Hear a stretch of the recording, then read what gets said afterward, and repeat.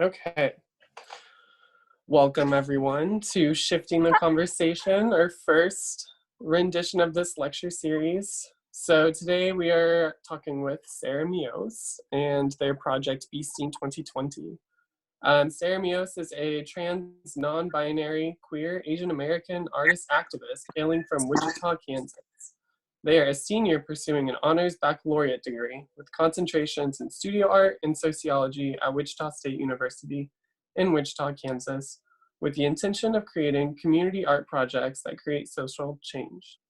Currently, they have been awarded the position as a Harvester Arts Community Fellow with Harvester Arts, a local nonprofit organization that collaborates with artists and arts organizations to create socially engaged art. As a Harvester Fellow, Sarah is creating a 2-year campaign called BESEEN to increase voter engagement through community arts making. This campaign will engage marginalized communities in Wichita, Kansas, with a focus on Asian and Asian American immigrants. Sarah has exhibited artwork at local galleries and been involved in the creation of several murals throughout Wichita, Kansas, including a mural on the Clinton Hall steps at Wichita State University. Welcome, Sarah. Hi. So I'm going to be talking about my campaign that was mentioned in the bio that Carter was talking about. So I'll do a little bit of an introduction about who I am first. I'm currently a senior at WSU, and I'm pursuing an Honors Baccalaureate. So this is a relatively new degree plan that the Honors College has created. And in this degree, you can pursue like different emphasis throughout. So it can be more interdisciplinary. So the areas that I've chosen is sociology and studio art. So I'm really interested in the way that art can be used as a tool for activating and continuing social movements. And a lot of the work that I've started doing has been really based on that idea of using art as a way to empower folks and to increase social justice. So this is kind of how I ended up thinking about this campaign. And so that's what I'm going to be talking about today. Okay, so when I was thinking about how I wanted to get more involved in the things that I was passionate about, I really came down to this idea about engagement and voting specifically, because a lot of the core ideas about civic engagement include just using your voice and using your vote to empower yourself. So in general, in Kansas, we don't really have as much voter engagement as other states do. And actually, we also have a problem with civic engagement in general. But I started looking and researching into the statistics within Kansas, and right now there's a statistic from 2016 that said that the number of Kansans that don't vote could fill the Kauffman Stadium over 18 times, and the stadium can fit about 40,000 people. So it's a lot of people that aren't voting. And then I started looking further into Sedgwick County, and generally, even on presidential election years, the voter turnout is less than 20%, so less than 1 in 5, and nearly half of eligible voters stay home, and an estimated 640,000 people are not registered to vote who could potentially be registered to vote. And generally, when I was thinking about where this gap exists, it really exists within marginalized communities. And so there really is a when it comes to people of color, people who are low income, formerly incarcerated, may not have the resources or the access to vote. So in 2016, there were statistics that showed that 71% of voters were white, while people of color trailed behind that. So there's 12% Latino and 7% Asian or other showing up. And a lot of times when presidential candidates or candidates in general run, they really want to engage and try to bring in these populations. And so like the question is like, why aren't these people engaging? What is in the way, and how do we get people to engage? So I really started thinking about like the people around me, and most of them are like Asian American, and I see the same trends that a lot of them aren't involved either. And during the 2016 election, it was only about 5.5% of voters were identified as Asian Pacific Islander or Desi American, which is pretty low in turnout. We're actually one of the lowest demographics nationally that turn out to vote, even though we are a minority group that is continuing to like increase in numbers every year. So that is really concerning, and something that I really found like I could start working towards filling that gap and trying to ask more questions about how can we engage more people. So that brings me to this idea about socially engaged art. It's this form of art that it's relatively new, and it is based on this idea about making sure that communities are involved in the process of making art and feel like they are empowered to make art, and the artist is more of a facilitator in that process.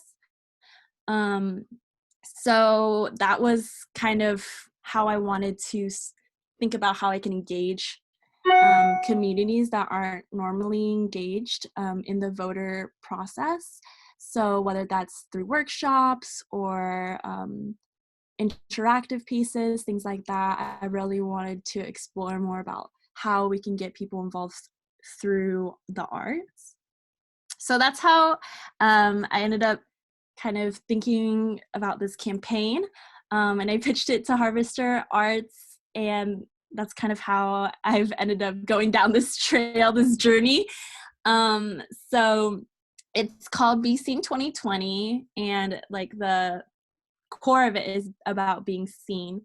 So this idea came from the value of being represented in politics and feeling like you can get involved and see yourself being engaged. And I really, even though I'm focusing generally on marginalized communities, I really want to focus on the Asian American population and the Asian population, mostly because I feel like I have a little bit more of that connection and that network. So some of the goals of this campaign include compiling culturally appropriate resources. So whether that's translating resources or getting resources that are much more simplified and easier to understand.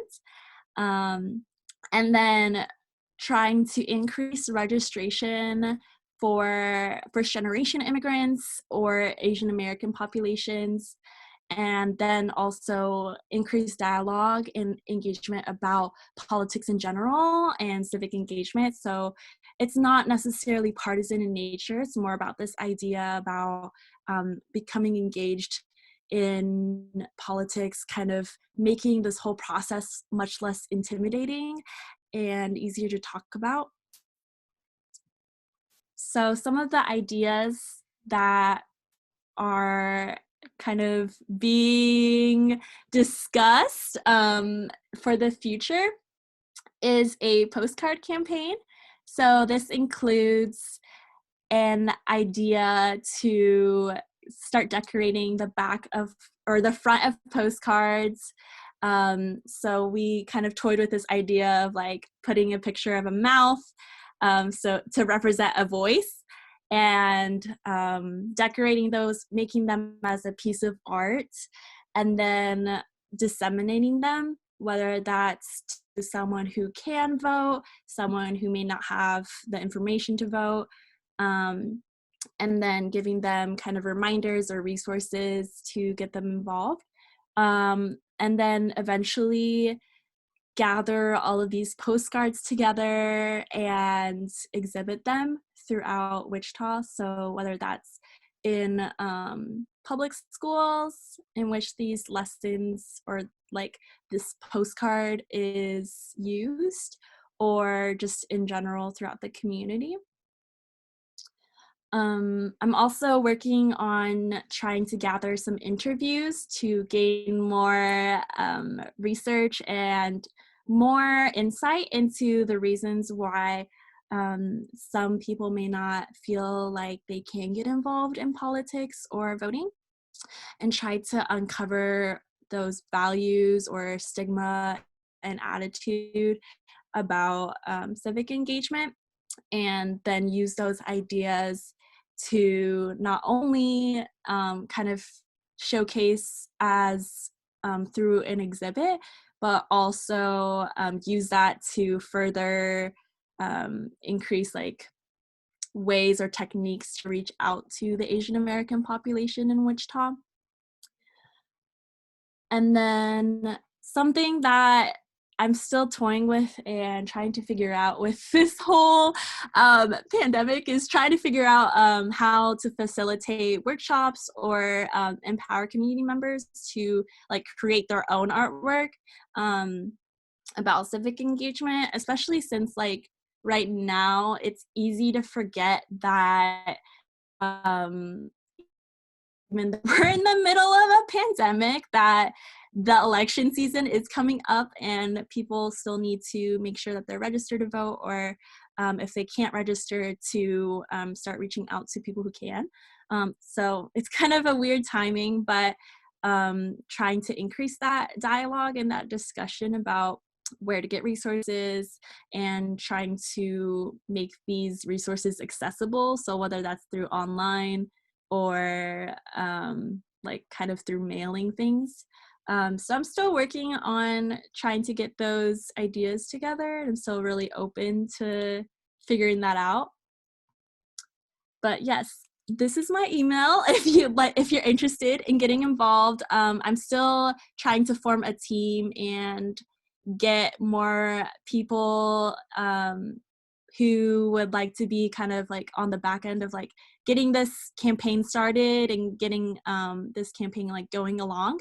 I'm planning on really ramping up a lot of the marketing and a lot of the materials in the summer, especially since the election season is really starting to ramp up soon. So if you'd like to get involved, feel free to email me or reach out to me on social media. But yeah, that's all. Thank you, Sarah. That was awesome. I think we're going to open up for questions. If anybody has any, feel free to turn on your audio and ask Sarah some questions.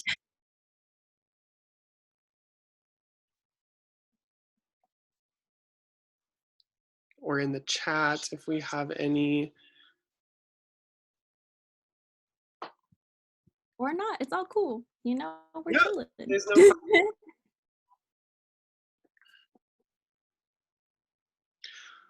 Well, thank you, Sarah. Is there any further you'd like to add,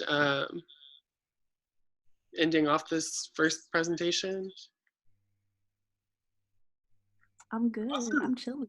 Yeah. Great. Well, thank you so much for doing this. This was really great and informative, and we appreciate your research and your activism and your participation in this programming. So thank you so much. Yay, thank you, Carter. Yay!